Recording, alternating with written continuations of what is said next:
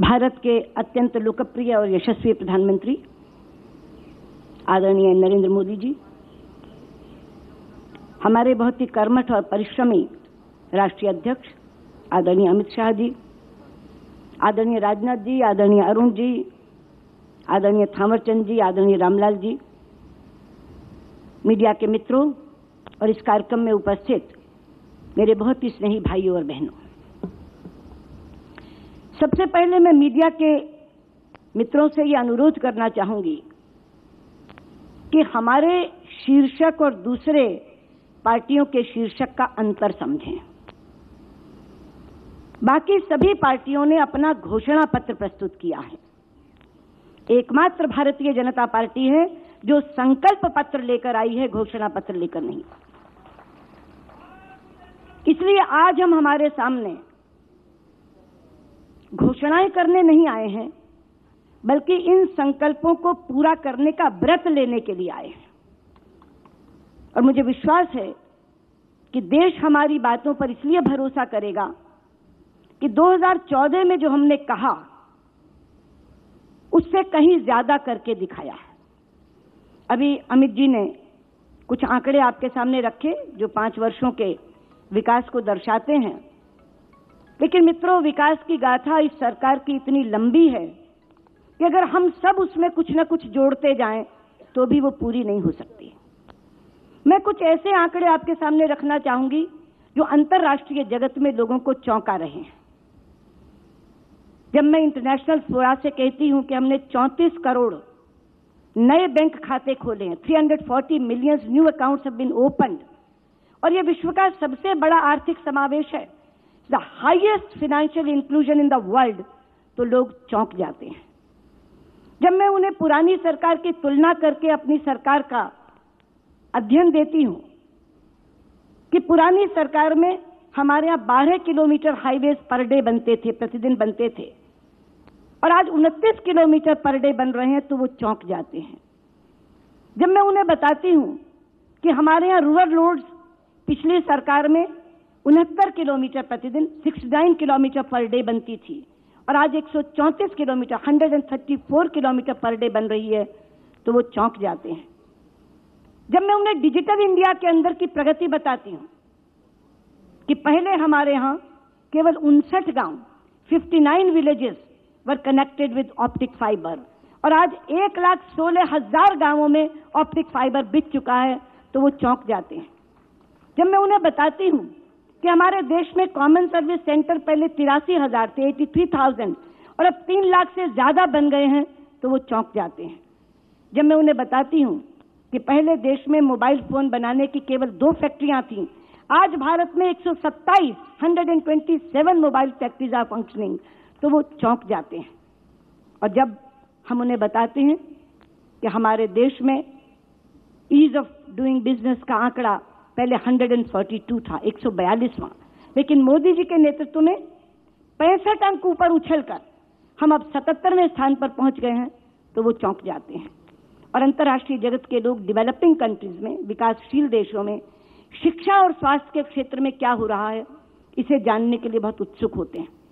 जब मैं उन्हें बताती हूं कि हमारे यहां मोदी जी के नेतृत्व में 14 नए एम्स, 118 मेडिकल कॉलेज, 5,000 जनौषधि केंद्र और 1.5 लाख वेलनेस सेंटर बन रहे हैं, तो वो चौंक जाते हैं। और जब मैं शिक्षा के क्षेत्र में उन्हें बताती हूं कि हमारे यहाँ 14 triple IIT, 7 IIT, 7 IIM, 1 NIT, 103 केंद्रीय विद्यालय और 62 नवोदय विद्यालय खोले गए हैं, तो वो चौंक जाते हैं।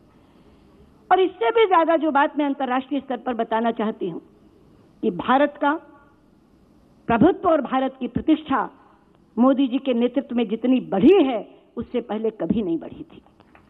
और मैं इसका उदाहरण देना चाहती हूं। पिछले 5 वर्षों में हमारे प्रधानमंत्री जी को 5 बड़े पुरस्कारों से नवाजा गया है। सऊदी अरब ने अपने यहां का हाईएस्ट सिविल ऑर्डर प्रधानमंत्री को दिया।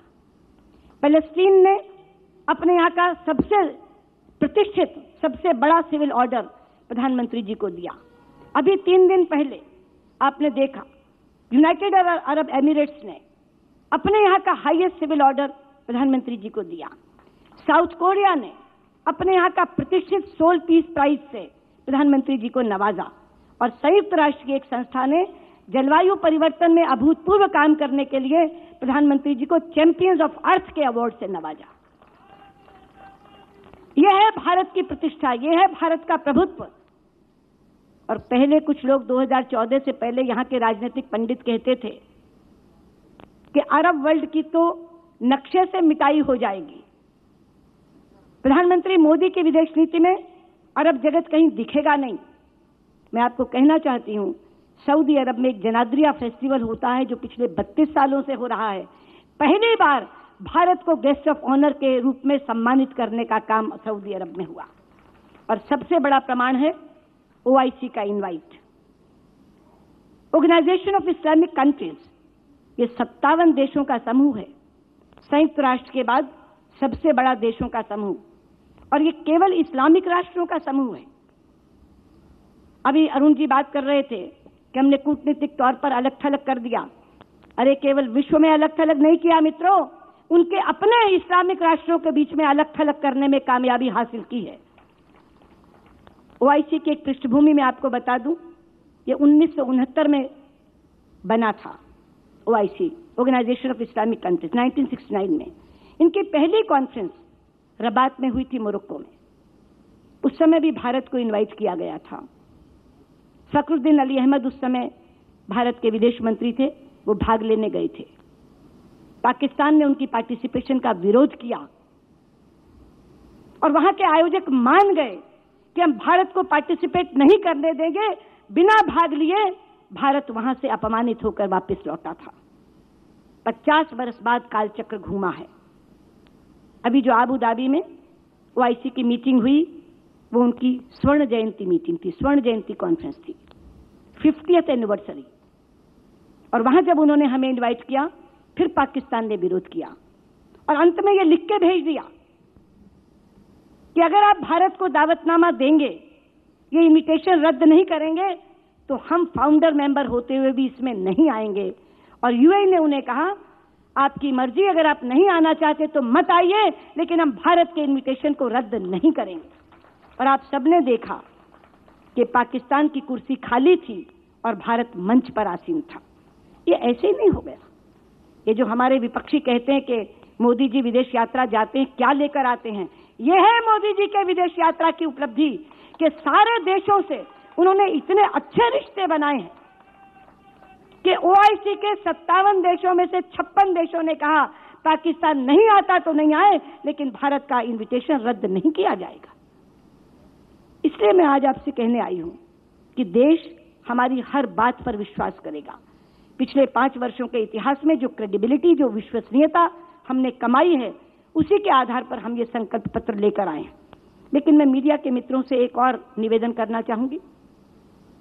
जैसे वो शीर्षक का अंतर देखें, ऐसे ही वो हमारे संकल्प पत्र की तुलना बाकी पार्टियों के घोषणा पत्र से जरूर करें।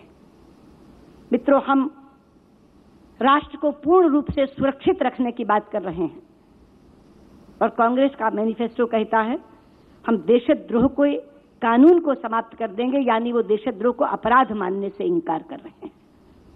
हम राजनीतिक स्थिरता के नाम पर मजबूत सरकार लाने की वकालत कर रहे हैं और वो गठबंधन के नाम पर मजबूर सरकार बनाने की वकालत कर रहे हैं।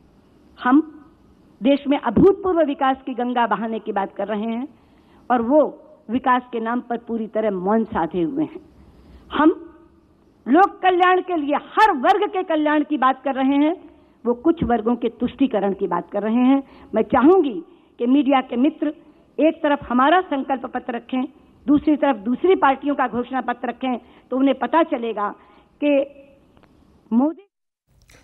तो बीजेपी का घोषणा पत्र जारी हो गया है। 6 करोड़ लोगों की से सलाह मशवरा करने के बाद ये घोषणा पत्र जारी किया गया है, ऐसा दावा कर रहे हैं देश के गृह मंत्री और घोषणा पत्र समिति के, बीजेपी के घोषणा पत्र समिति के अध्यक्ष राजनाथ सिंह। सबसे अहम मुद्दा राष्ट्रवाद होने वाला है। इस घोषणा पत्र में यह साफ हो गया है, आतंकवाद के खिलाफ जीरो टॉलरेंस रखेगी सरकार। और यहां पर अरुण जेटली ने एक अहम बात कही, यह कंटिन्यूअम में बनाया गया घोषणा पत्र है। और सुषमा स्वराज कहती हैं दरअसल ये घोषणा पत्र नहीं, ये संकल्प पत्र है। ये संकल्प ले रही है बीजेपी, यूनिफॉर्म सिविल कोड को लागू किया जाएगा, अवैध घुसपैठ पर लगाम लगाई जाएगी, राम मंदिर मुद्दा है, घोषणा पत्र में यह साफ हो गया है, किसानों की आय 2022 तक दोगुनी की जाएगी। अब